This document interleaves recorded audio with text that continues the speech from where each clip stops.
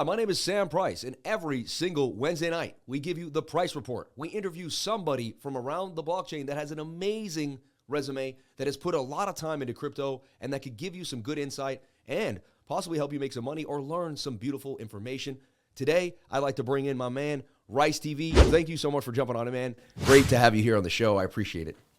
Yeah, man. Thank you for inviting me. And I appreciate the little intro. And I'm definitely appreciative to be a part of the Price Report. So I'm looking forward to today's conversation. And the only thing I would like to add is that I would encourage people, if they haven't already, to make sure that they check out the interview that I did with you a few weeks ago over on my channel, Rice TVX. Thank you so much, man. Always see you. Yeah. This is why I like you, man. You're always reaching out. Like, if you have a moment, you always kind of give that moment, you know, a little bit for yourself, but for somebody else, man. I've always noticed that about it's a very conscious thing that you do, and I've always picking up on it. Like, you know, I got on around the blockchain, you would always say thank you. I learned that from you. I'm like, I'm always going to say thank you. Like, you just, I love that, man. First topic. Sometimes when I was around the blockchain, just like now, I would jump in and interrupt. And I'm really bad for that sometimes, so I apologize in advance. But most people are used to how I roll. Yeah, it's all right. Well, you have insight that, like, sometimes it has to be said, and it's like it's a crux of the conversation, right? So. And I'm a cannabis user, so I like to be able to interject things so I don't forget. I write down notes as well. Excellent. But yeah. Excellent. Let's take a look at our first article, which is immutable polygon, right? And it's awesome. IMX, right? It's a immutable X. IMX, a big gaming metaverse coin, right? It was known back in the rally of in the metaverse like a year and a half ago. And Polygon has been a known staple since its IEO. Immutable X linking up with Polygon. And why is that a big deal? Well, Polygon is getting into ZK rollups and making things faster by rolling up a lot of transactions. What's your take on this? What's your take on gaming? Do you think this is going to be big for Immutable X? Is this a coin that you would actually get into? And just like, what are your thoughts about this article and what's happening with Polygon mixing up with Immutable X? And if you have any information about ZK rollups that you might want to drop on everyone else too, let us know. Well, I definitely need to personally do a deeper dive on Immutable X and ZK rollups. I have a kind of an idea of what ZK rollups are, and it's definitely an advancement in technology, something that will help us with the ultimate idea of scalability.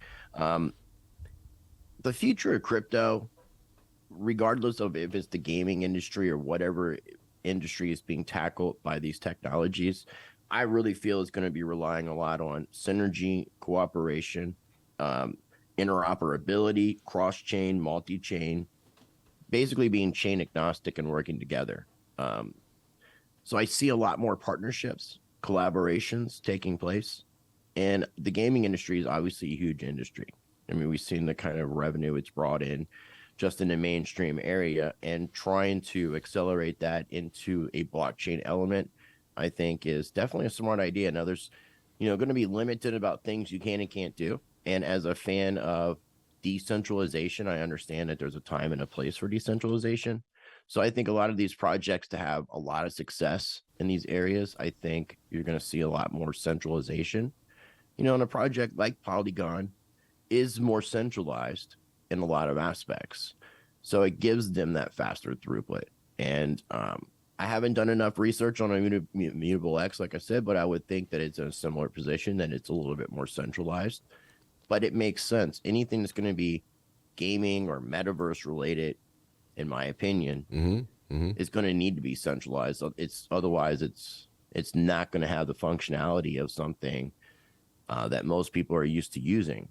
And I mean, even if you just use like VR headsets right now and use like Horizon Worlds, it's not something that you can do in a decentralized fashion right now with the technologies that we currently have that I'm aware of.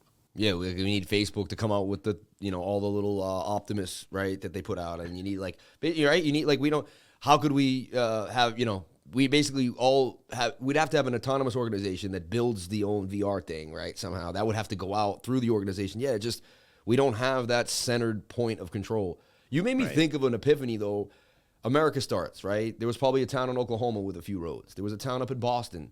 They weren't connected by highways at one point, right? They were their own little entities, and that's kind of like crypto, right? Like, they build their little roads inside of their ecosystem, but now it's time to connect. It's time to bring them together. That's why I'm a huge Atom fan. That's why I'm a huge band fan, even though they've been kind of slow to the wayside a little bit. Are you a fan of Atom? Do you like Atom? Do you have any thoughts on Atom? Yeah, Cosmos Atom, yeah. It looks like a really good layer 1 solution. Again, this is another project that I need to do a deeper dive into. Before we started recording, I was telling you that pretty much everything that I'm doing with my 2 channels, because I have my other channel that's non-crypto related, Rice Against the Grain. I'm doing all this solo. So I don't have as much time to do these deeper dives on these projects. And I'm looking to change that in a lot of different ways so that I can be focusing on these projects that you're mentioning. I've got general ideas, but I don't have enough knowledge to really say I've heard nothing but good things. Whereas some of these other layer 1 protocols, it's not necessarily the technology, some of the teams behind it that get a lot of negativity, and even some activities that have happened. And I don't think that there's been anything like that that's taken place with Cosmos. And I'm a big advocate for pre-search. It's a decentralized search engine. They're one of my channel sponsors, but I would still be an advocate whether they sponsor my channel or not. I ran their live streams every Friday. Nice. That they do at 12:30 p.m. Eastern time. I run the live stream, and now I'm a part of it. And that project is doing a lot to expand beyond where they're now using the Ethereum blockchain, but they want to do things that are chain agnostic and allow for growth in other areas. Not necessarily just doing wrap coins either. So they're going to be doing a DAO and have a governance token, and they are looking at Cosmos. And Cosmos is doing something different than some of the other chains, where some of these chains are offering grants, or I wouldn't say they had to be paid back. So they're more like grants that are done by DAOs or some sort of foundation. Maybe the community votes on it or the team votes on it, and they grant X amount of tokens to a project, a person to build on their blockchains. And I don't think that Cosmos is doing that. They're not trying to incentivize people by greasing the wheel per se. They're letting their technology kind of speak for itself, which I think is commendable. And if I'm wrong about anything, the things that we're talking about, I would love for someone to correct me and let me know where I'm wrong, because I don't always try to give off the impression that I'm 100% correct about everything that comes out of my mouth. And my opinion can always change based off receiving new information and maybe realizing some of the information that I thought to be correct was in fact incorrect. No, but Atom definitely isn't like a shill token. They definitely have been like basically a backstop of crypto, a substantial foundation project that is really, they don't do a lot of shilling. They don't do a lot of marketing recently. But they do have the tech, like you said, that I believe a lot of other coins don't have. And I think they know that. And then when the ecosystem really is ready to build, I think they're going to be a cornerstone of connecting multiple chains and helping chains really become agnostic, like you say, and create the ecosystems and the highways that we need for cryptocurrency to survive at a grander scale, right? Yeah. Yeah, because, imagine these gaming apps. We're just talking about gaming. If you're building something using Binance Smart Chain and someone else is using an Ethereum layer 2 solution like Polygon or Optimism or something to that effect, if you have, let's say there's the same game on different chains and you have items in those games, and let's say you want to take your character, your avatar or whatever, and your items to the Ethereum chain from the Binance Smart Chain. So there needs to be that interoperability, those bridges, and not the bridges that we have now that have been able to be exploited, because I haven't seen too many bridges that haven't had any vulnerabilities. This is true. I used to use Z tokens sometimes, and a lot of them too, they're expensive. Like when you look at the amount, it's just, they're bulky, they're expensive. One place I was using, there's a bunch of different swaps. I was using Rubik. Rubik was a good place to do multiple cross-chain. I'll show you this stuff here. See, Rubik. And, you can basically 15,500 tokens, and you can go from any chain to any chain. This is really one of the best cross-chain solutions that I've found. And 75,000 plus users go cross-chain. They have an SDK. They have a widget. So, yeah, I've been using Rubik Rubik to basically go cross-chain when I need to. Sometimes the fees could be a little higher than you'd want, but that's the best place I've found right now that has an all-in-one solution. Like, it doesn't matter what chain you need to go to. You can go to Phantom, to Matic, to Polygon. It doesn't, not Poly, to Solana. Like, you can go anywhere, really, through Rubik. It's pretty awesome. Yeah. Have you, I haven't had a chance to really do a deep dive on this one, but what about the 1-inch decks? You know, I was big on 1-inch. When they first came out, I was all about it. I put a bunch of money in there. I was mining. I think I still might even have an LP token on there, or a BNB 1-inch LP. They ended up getting pretty weird for decentralization. They kicked off US IPs, if I'm correct. It got to the point where you needed a VPN to use 1-inch. It got a little weird. That pissed me off, right? Because it's like decentralization. You didn't think that was going to happen. So I was a huge fan of 1-inch, all over it. They're still moving. They're still a good project. It didn't pan out as like a speculation. Like, I got in at one, it went to like $5-6. It did a 6x or whatever, but it never really fully panned out the way I thought it was going to. So it left a kind of a bad taste in my mouth. But 1-inch is still a viable, ecosystem in swap. I don't go to it as much anymore. Have you used it recently? I haven't used it in like a year, but I used to use it almost every other day. Okay, because I'm understanding that there's some upgrades and changes, and it's like you're supposed to be able to trade pretty much most any coins because of the fact of the multi-chain aspect, and talking about either low or no fees. That's something I want to look into.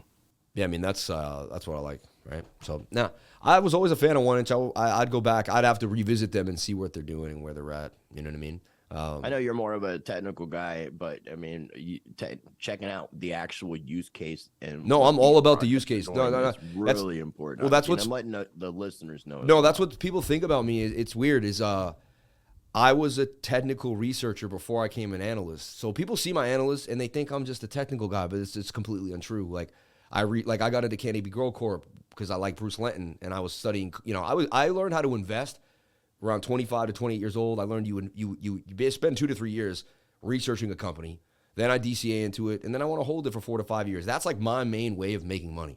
A 4 to 5 year hold after a 1 to 2 year research investment time, and then when I'm comfortable with the company, I decide to kind of, So I'm all about fundamentals, but because I know TA so well, I will trade a coin and not care about the fundamental. You know what I mean? Like, if I see a flag, I'll trade a flag. But I do, man. I like, if I'm going to make a long-term investment, something substantial that I believe could, make a pretty good pay, I'm definitely doing my FA and my TA. Like, I'm going to combine them both. I'm not going to just, because I know guys that look like me online and they don't know anything about TA. I interviewed one guy recently, and I figured everyone in our ecosystem knew about crypto, So I'm talking, and he's like, I don't know anything about Ethereum. I was like, I just trade Bitcoin. And I was like, oh, like I was like surprised, I was like, oh, so I learned too. I was like, okay, some people just, they don't give a dang.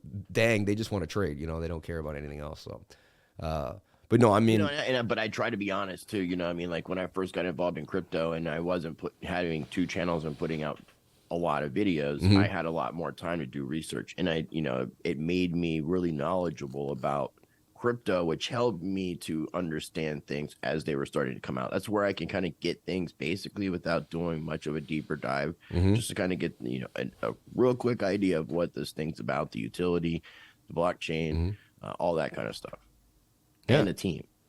Well, another deep dive that I know you go on is inflation, the financial situation, right? Banking, and all of the rest. Next article coming up, let's talk about it, is does Bitcoin's rally vindicate the inflation head thesis, or is risk back on the menu? And so a lot of people are discussing this idea, like when the market was going down, Bitcoin went down with the market. And they're like, well, it wasn't that well of, it didn't really protect you.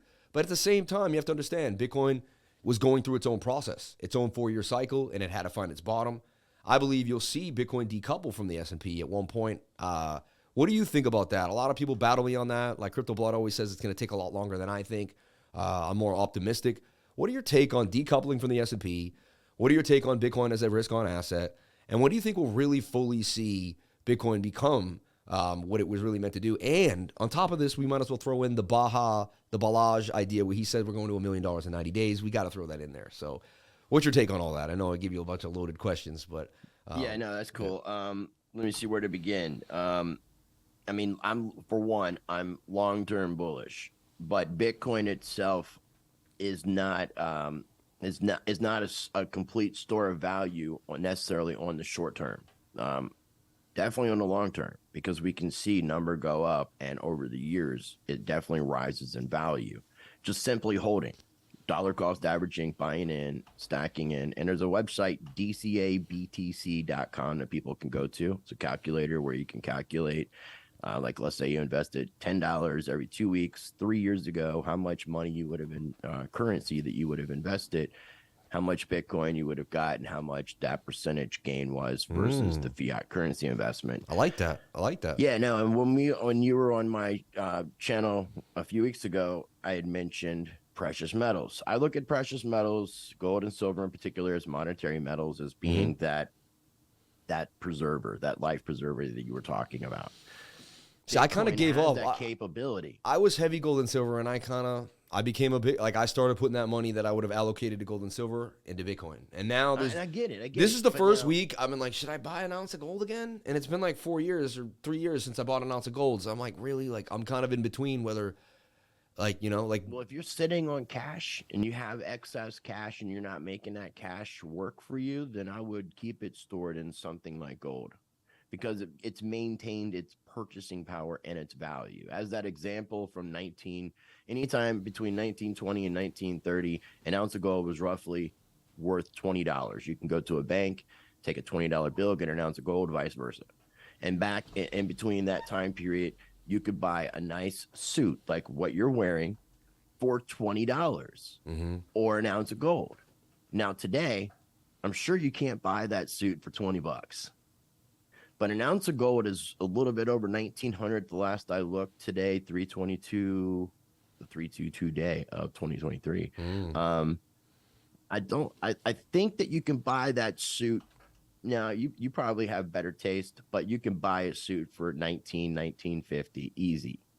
Oh, I mean, you could buy, like, that's the most expensive suit that I would like look at, is like a $2,000 suit. You know what I mean? So you can still buy. You can get two really. You can a Hugo Boss 3-piece right now at Bloomingdale's is like 1,100. You know what I mean? And that's like a nice suit. Like, you'll be enough. Like you know what I mean? So like, you can almost two of those that you have there.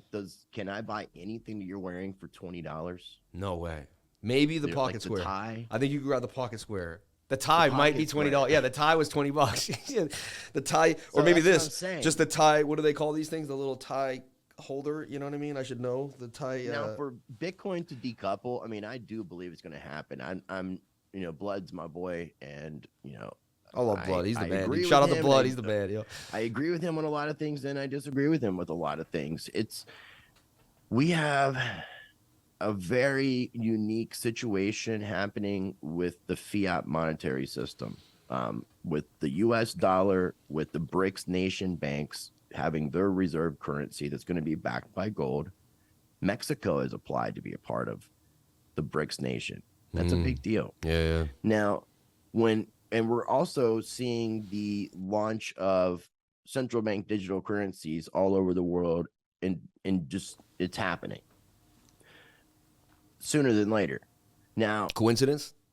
It's like nothing's a coincidence. But if we don't do anything as far as politics and communicating to our politicians, our legislators, then we're going to get a CBDC that's not going to benefit the people. No. It's going to benefit the governments. It's going to benefit the banks. You seen Florida already trying to write some legislation to block out CBDCs? Yeah, shout out to DeSantis. I've been seeing a video about that later today to release tomorrow. Governor Noem from South Dakota actually a week ago or so was on. I saw her veto that. I saw her veto that bill. She vetoed that UCC amendment that they're trying to pass through on a state level. So now let's just say we get the CBDC that we think we're going to get, the Big Brother CBDC. It comes into effect. Now, if we see an economic crash, people could see Bitcoin as being a way of jumping ship and trying to maintain, but I don't think enough people will.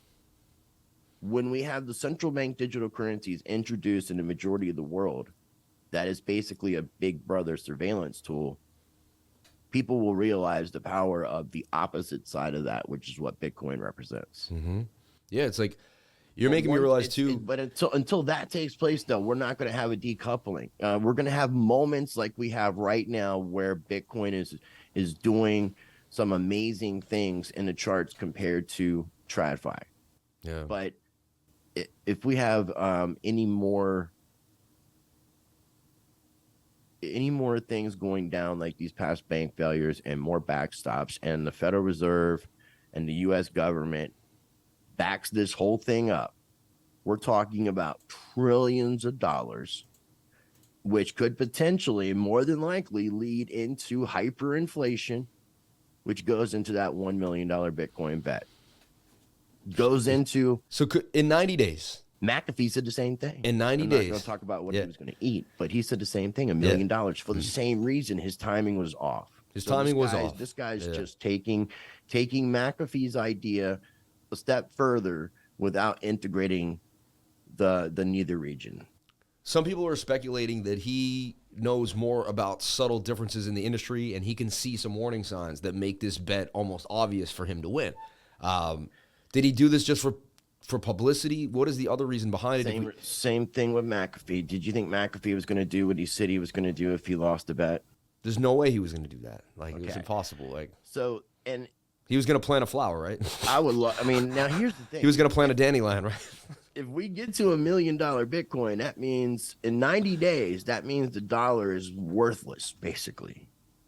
Mm-hmm. Like, we're talking like Zimbabwe $1 trillion bills that can't buy you a cup of coffee. You're using a wheelbarrow to buy more bigger problems bread. To worry about it than anything. And maybe at that point, then people will look at something like Bitcoin, decentralized cryptocurrencies, as a way to get away from this. Well, what do you say to a new fractional reserve system we have? Sorry. No, you seem like an awesome older person for good. I don't mean older because I think right. I think we're about the same age. But there's kids that are 18 and 20 that watch our show. That's what I mean. Like we're considered like they look up to us.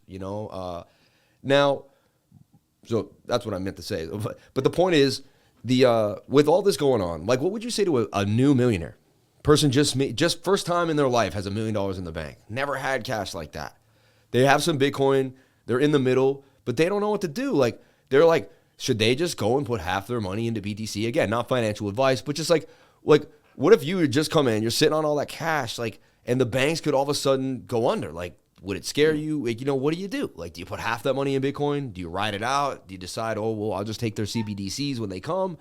It can get someone that's... There's a multitude of things that people can do. I mean, if someone had $1 million, I mean, they could be investing into a multitude of things and taking a portion of their portfolio and allocating it for cryptocurrency, a portion for your precious metals, potentially real estate, art, things that maintain, keep value, and even potentially rise in value. Things that have proven themselves throughout time. It's going with the safer aspect. But if you've got $1 million and you're not trying to make some of that money work for you, and you're just potentially going to gamble it away by leverage trading or something to that effect, you could essentially lose it all.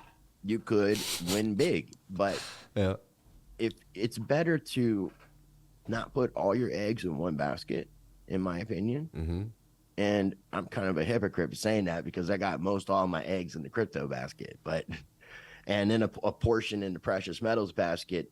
And I've got like a little, like when you see the homeless people in the street with the cup. You always tell me just keep enough for bills. That's all the money I got. That's what you told. I watched you the other day on your channel. You were like, just keep enough for your bills, man. No less, no more. Like, I want to check my actual bank account. I bank with Truist, which is one of the safer banks right now. Truist, okay. Maybe I'll open up an account there.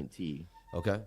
And in my account, I currently have $41.12. What makes you like Truist? Like, what makes you want to bank there?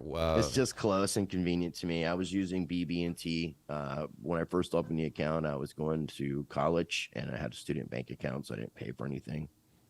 Nice. And I just use the bank accounts like the tool they are supposed to be used as. So like I was saying before, I just keep just enough in the bank that I can pay all my bills and maybe have something there in case something goes through that I didn't know about, so I don't go into negative and get charged. Yep.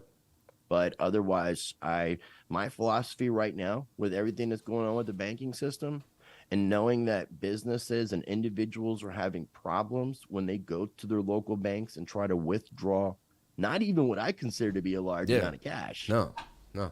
Ben Armstrong with Hit Network and BitBoy was saying that he has to give a 5 business day notice to withdraw more than up to 5,000 or more in cash.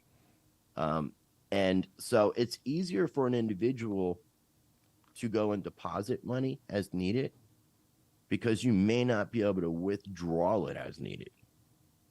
And that's where I say just the scary thing about the banking system that hit me recently was it's kind of like the Hotel California, man. Like you can walk in, but you may never leave. Like you can drop your money in the bank, but like, and as long as you play their game, right? Like open up a mortgage, use some type of bank product that they want you to use, right? Get involved. But the money has to stay in the circle. Like if you ever want to take that money out, like you're not taking that money out, right? Yeah. Like, so first time in my life, I was like nervous putting money in the bank. Like I was like, I don't want to put another $100,000 in there. Because every time I put $100,000 in there, like I'm worried that I'll never get it back. Or I'll have to do what they want me to do with it. Like I'll never be able to use it the way I want to truly use it. That's what I'm telling people right now.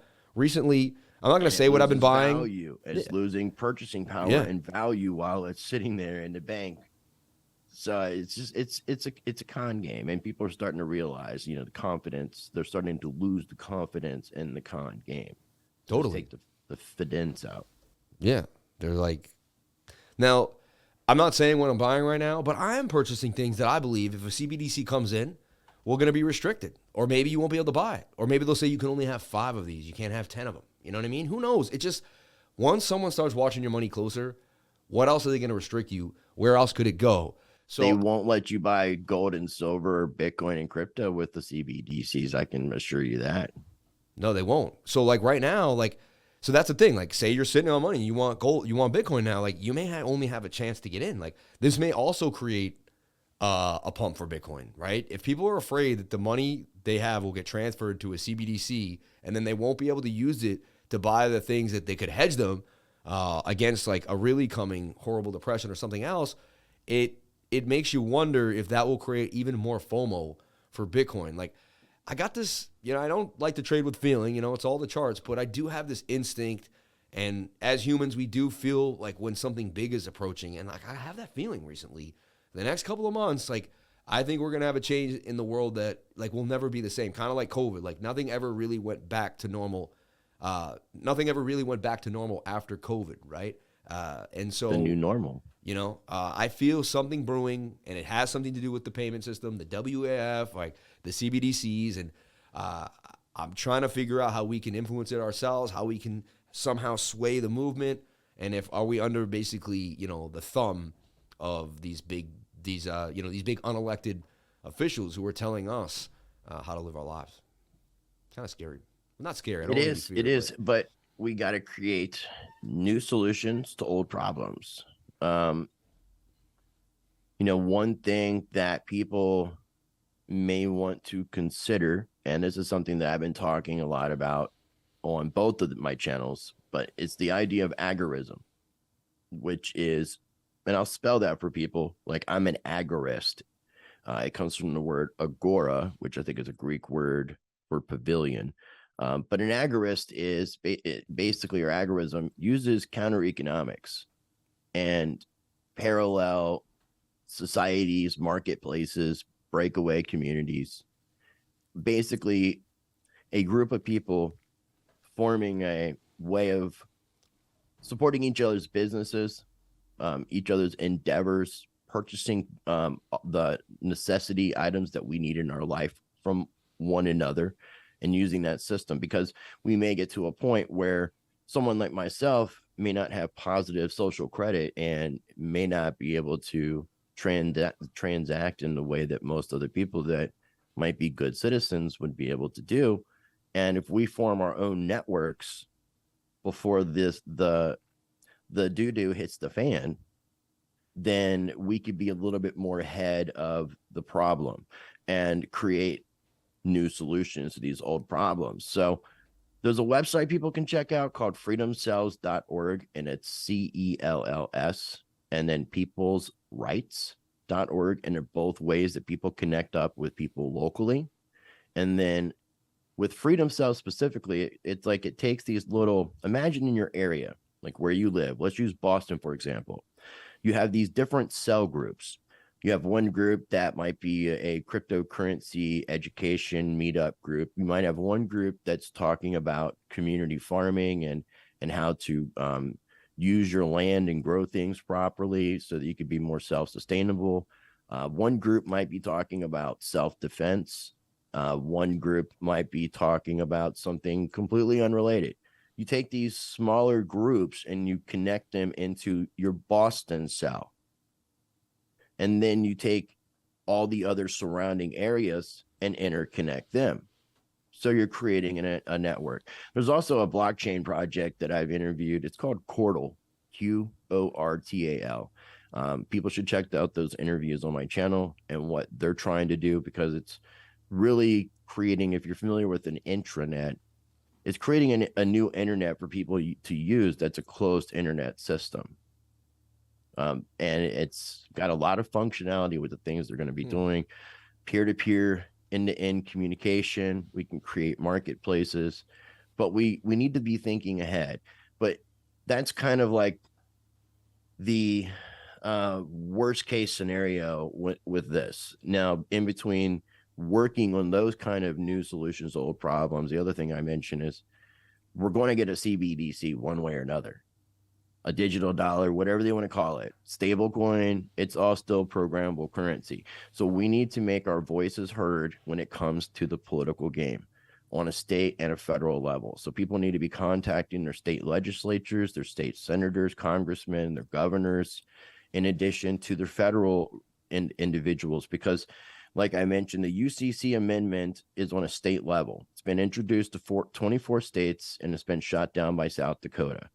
DeSantis has now brought his attention to what he said, but ultimately DeSantis can say what he wants to say. If the federal government, let's say they introduce central bank digital currencies, and then after the introduction, it's like integrated within society, but then it gets, as the integration goes forward, people are just using CBDCs.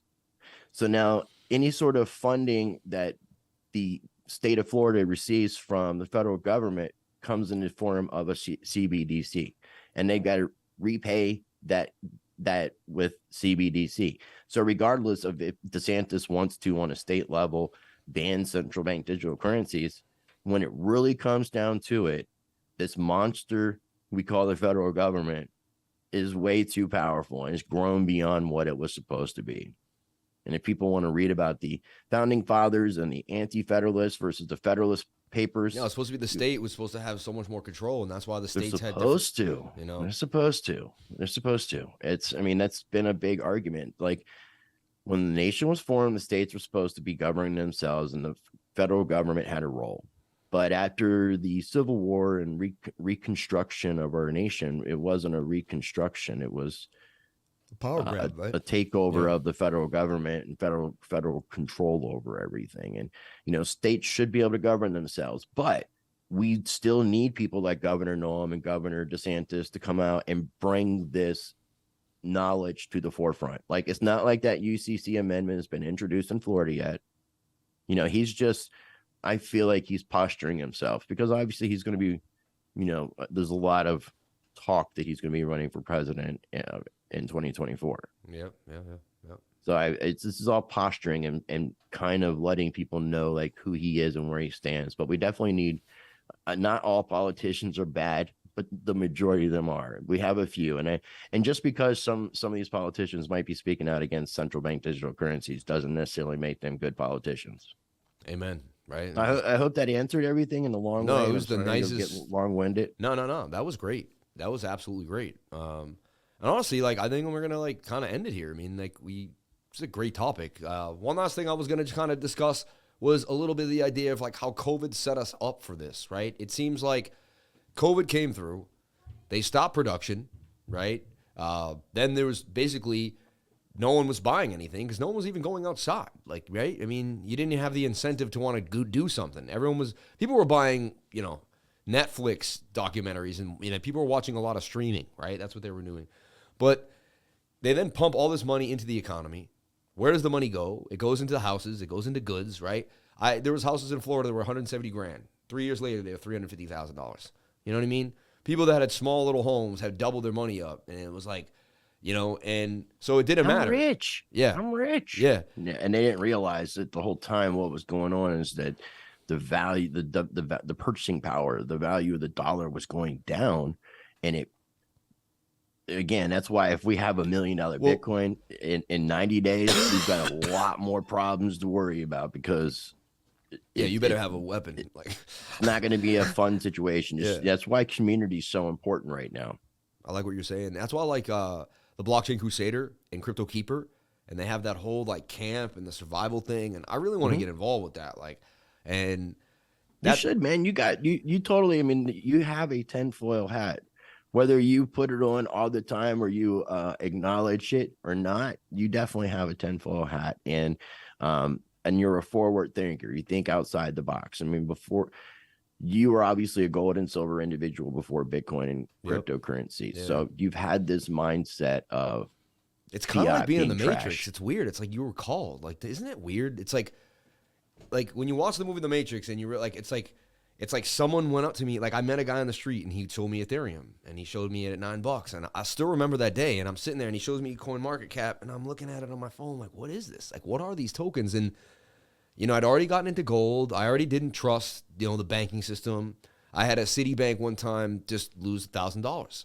I remember when I was like 22 years old. Like, I didn't pay some overdraft fees, but I had $1,000 in the account, and they closed the account, but there was still like $1,000 in it, and I couldn't access it one morning. And I went in there, and they said, no, it's not there. Oh no, this is what. Yeah, they closed the account because there's no money in it. I went in and gave them $1,000, right, to take care of the overdraft and settle it. They gave me my yellow receipt. The next day, there was no money in my bank account. And I was like, but I went there, and I put the money in. Like, people don't believe this story. It's a true story. Like, it wasn't there. So I went to the bank, and I sat there, and I waited in line, and like, I was like, you know, I got to be calm. Insane. Don't yell. And the guy came out, and I was like, and thank God, you know, you keep your little yellow receipt. Thank the heavens I kept that. You know, and I said, you got to go to the cameras right now, and you got to see that I was like, I counted the cash, man. I said, where is it?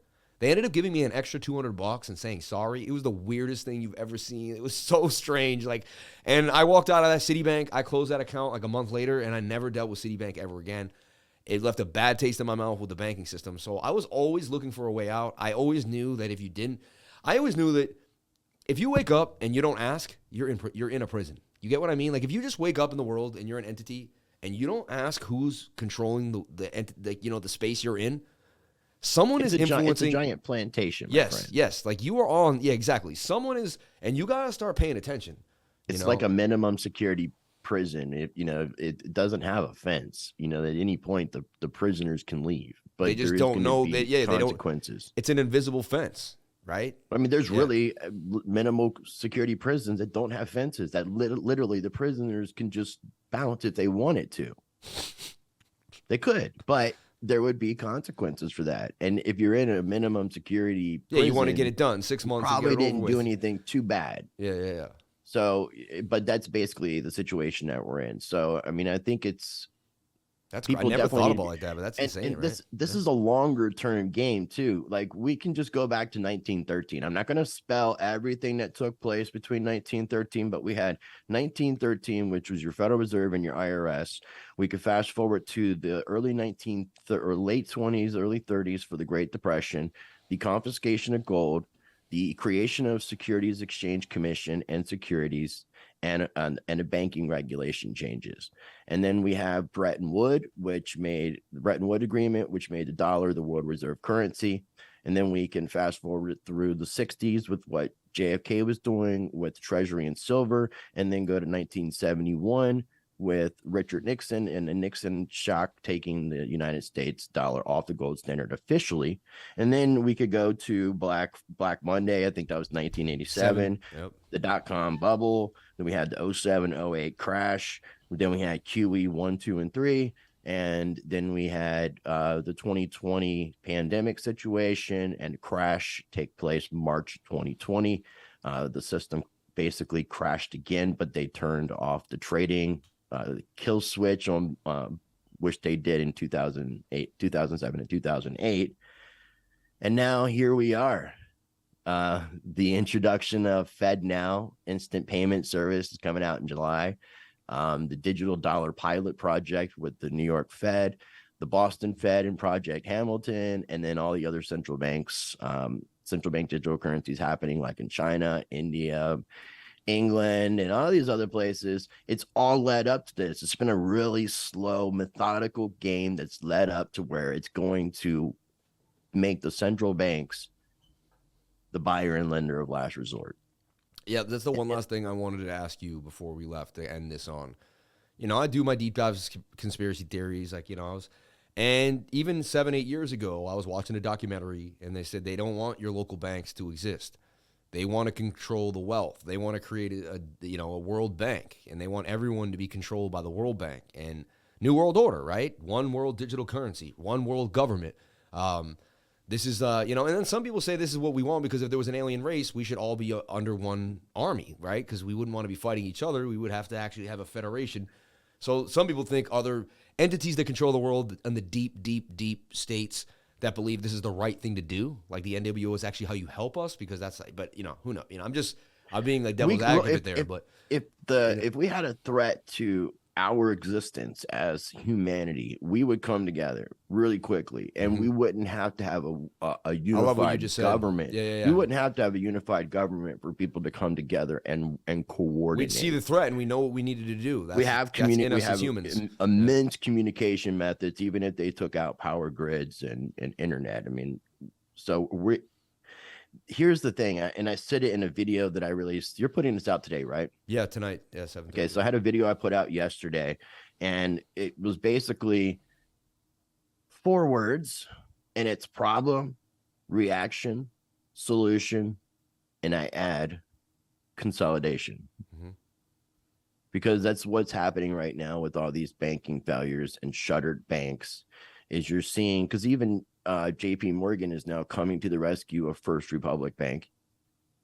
That's ultimately going to probably mean that JP Morgan and some of these other banks that helped with bailouts are going to get a piece of the pie of ownership of that said entity. So you're going to see a lot of these regional and smaller banks fall to the wayside. If they're not going to cause any contagion to the system, then the U.S. government doesn't care about them. If they cause a contagion, they're going to backstop it. And they're going to backstop all the citizens' U.S. dollars. And if they do that in any sort of fashion of money printing, that again, hyperinflation. It's ultimately damned if you do, damned if you don't. Yeah. And by the time people watch this, the Federal Reserve will have made their announcement regarding interest rates. Most people have the 25 basis points baked in. If they do anything less, they'll go into 32K. Right, but that shows that the Fed only cares about the banks. If they raise it more than 25 basis points, then it shows that they are really going to stick to the guns with fighting inflation, which is affecting the people. So are they going to choose the banks and TradFi, or are they going to choose the people? But honestly, and we know what they've been doing. But now it's like, now you even have Elizabeth Warren, who I'm not a fan of, calling Jerome Powell a complete failure, and he needs to be taken out of the position, and we need to have a new Fed chair. But like, she should be calling for the end of the Fed. You know what I mean? Like, this is like these people are. It's like asking to get rid of it's already happened, and you're not fighting the real monster. You know what I mean? You're fighting the footprint of the monster. Like, there's a monster behind that footprint that really is holding us all down. Every time they print $1, we owe them money on that money. Like, it's just like borrowing from the mafia. Like, and eventually, I believe the VIG is bigger than the GDP. So we're gonna end up owing more money on the just the interest payment alone on our debt than our entire GDP. We already do. We already do. Yeah. We have multiple trillions of dollars in the U.S. banking system. The Q3 of 2022 was like 19 trillion. I think that there's somewhere less than $4 trillion in existence.